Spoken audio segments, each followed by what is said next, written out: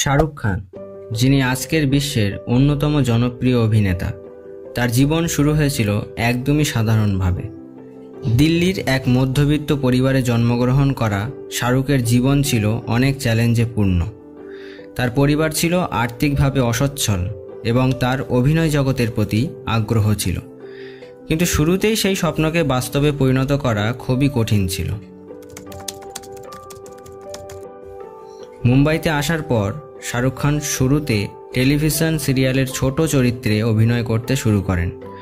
যদিও তার প্রতিভা স্পষ্ট ছিল, তবে প্রথম দিকে কাস্টিং ডিরেক্টরদের এবং নির্মাতাদের দ্বারা অনেকবার প্রত্যাখ্যাত হন। বিভিন্ন চলচ্চিত্র নির্মাতা এবং স্টুডিওর দরজায় ধাক্কা মারতে মারতে শাহরুখের দিন কাটছিল।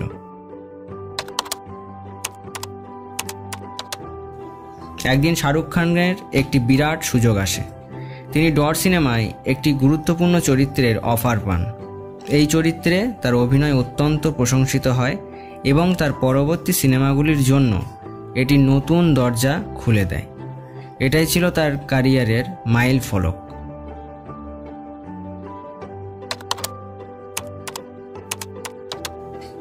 শাহরুখ খানের প্রতিভা এবং কঠোর পরিশ্রম তাকে বাজিগর, দিলওয়ালে দুলহানিয়া লে জায়েঙ্গে, মায় হুনা এবং চেন্নাই এক্সপ্রেসের মতো ব্লকবাস্টার সিনেমায় নিয়ে আসে। তার অঙ্গভঙ্গি, রোমান্স এবং কৌতুকের অভিনয় দর্শকদের হৃদয় জয় করে এবং তিনি বলিউডের কিং খান হিসেবে পরিচিত হন। আজকের দিনে শাহরুখ খান শুধুমাত্র একজন সফল অভিনেতা নন, বরং এক অনুপ্রেরণার নাম। তিনি তার জীবনের কঠিন মুহূর্তগুলো অতিক্রম করে যেভাবে সাফল্যের শিখরে পৌঁছেছেন, তা লাখো মানুষের জন্য অনুপ্রেরণা।